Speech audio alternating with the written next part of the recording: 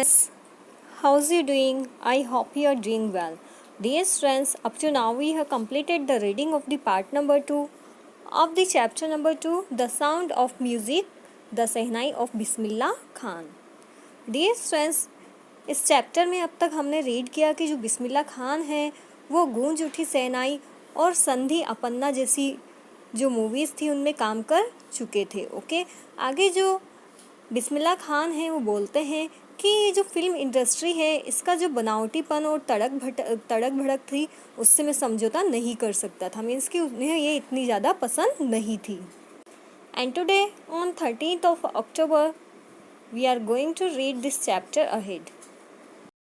We have to start today from paragraph 9. Okay, awards and recognition came thick and fast. जो उपाधियाँ और सम्मान है वो भारी संख्या में और जल्दी जल्दी आने लगे। Bismillah Khan became the first Indian to be invited to perform at the prestigious Lincoln Center Hall in the United States of America. और क्या हुआ, जो बिस्मिल्लाह खान हैं वो पहले भारतीय बने जिन्हें अमेरिका के प्रतिष्ठित लिंकन सेंटर हॉल में वादन प्रदर्शन के लिए इनवाइट किया गया। Okay, He also took part in the World Exposition in Montreal in the Cannes Art Festival and in the Osaka Trade Fair.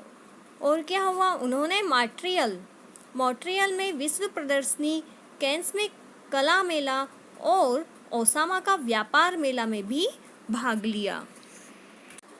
So well known did he become internationally that an auditorium in Tehran was named after him. Tahir मौसिक उस्ताद बिस्मिल्लाह खान। अब क्या हुआ, वो international जगत में इतने ज़्यादा famous हो गए कि तेहरान में एक श्रोता मंडप का नाम उनके नाम पर ताहर मौसिकी उस्ताद बिस्मिल्लाह खान रखा गया। Okay, national awards like Padma Shri, the Padma Bhushan and Padma Vibhushan were conferred on him. उनको बहुत सारे नेशनल अवार्ड जैसे कि पद्म श्री, पद्म भूषण और पद्म विभूषण भी प्रदान किए गए। In 2001 Ustad Bismillah Khan was awarded India's highest civilian award, the Bharat Ratna. India का जो हाईएस्ट सिविलियन अवार्ड है भारत रत्न, उससे बिस्मिल्लाह खान को सम्मानित किया गया 2001 में। Okay, with the caveat award resting on his chest and his eyes glinting with rare happiness, he said, all I would like to say is, teach your children music. This is Hindustan's richest tradition.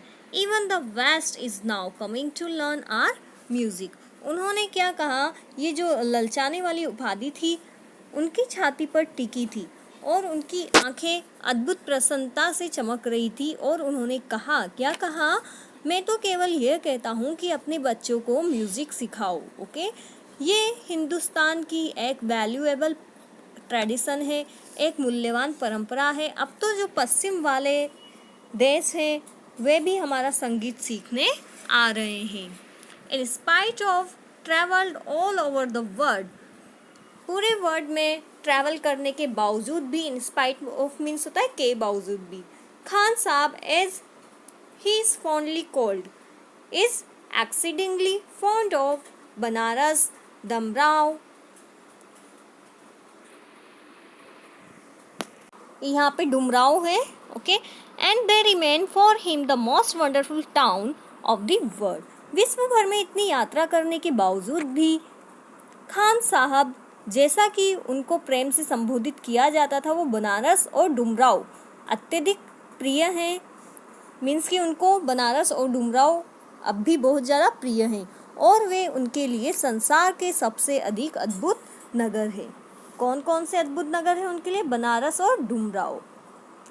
A student of his once wanted him to head a Sehnai school in the USA, and the student promised to recreate the atmosphere of Banaras by the replicating the temples there. अब क्या हुआ, एक बार उनका एक शिष्य ये चाहता था कि वे अमेरिका में सेहनाई के स्कूल का नेतृत्व करें और उस शिष्य ने वचन दिया कि बनारस के मंदिरों की प्रतिकृति तैयार कर बनारस के वातावरण की पुनः रचना कर दी जाएगी। मीन्स कि अमेरिका में वो चाहते थे उनके स्टूडेंट की वो बनारस में जैसा शहनाई वादन करते हैं वैसा करे। ओके, तो उसके लिए वहाँ पे टेम्पल्स वगैरह भी बनाए गए। Okay, but Khan Sahab asked him if he would be able to transport river Ganga as well. लेकिन जो खान साहब थे उनने पूछा कि क्या वो रिवर गंगा जो है उसको भी ट्रांसपोर्ट कर सकते हैं, क्या इंडिया से यहाँ पे रिवर गंगा ला सकते हैं, ऐसा किसने पूछा? खान साहब ने अपने शिष्य से पूछा। Later he remember to have said that is why whenever I am in foreign country I keep hearing to see Hindustan. अब क्या हुआ, वो आगे बोलते हैं कि यही कारण है कि जब भी मैं विदेश होता हूँ तो हिंदुस्तान को याद करता हूँ। While in मुंबई, जब मैं मुंबई में होता हूँ, I think of only Banaras and the Holi Ganga, तब भी मैं पवित्र नदी जो है बनारस की गंगा और बनारस के बारे में ही सोचता हूँ।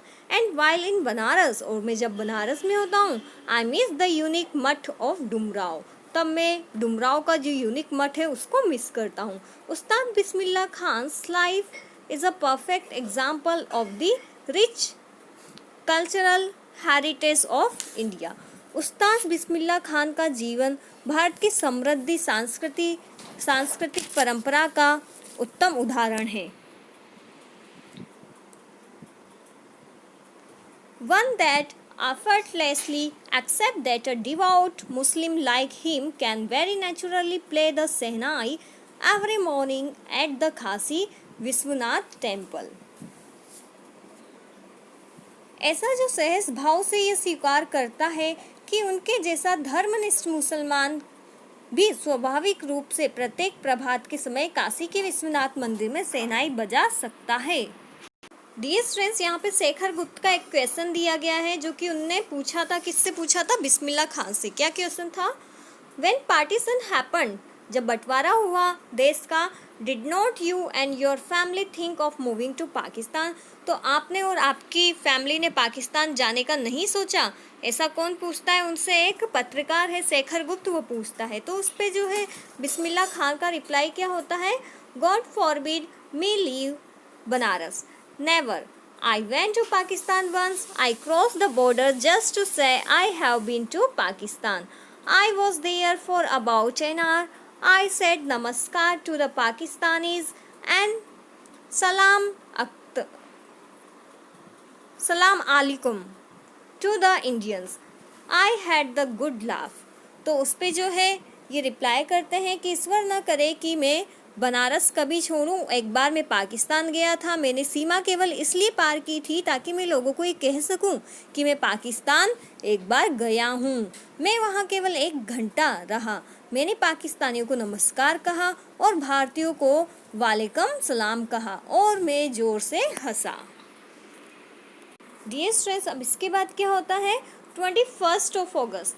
ओके, 21 अगस्त 2006 में जो बिस्मिल्लाह खान हैं उनका 19 ईयर्स की उम्र में क्या हो जाती है? डेथ हो जाती है। ओके, एक उनकी लॉन्ग डिजीज़ थी, उसकी वजह से उनकी डेथ हो जाती है। और जब उनकी डेथ हुई तब जो इंडियन गवर्नमेंट है उनने 1 दिन का राष्ट्रीय शोक भी घोषित किया था। So dear students, here we have completed the reading of this chapter. In today's homework you have to read this chapter complete again. Okay, that's it for today. See you in my next lecture.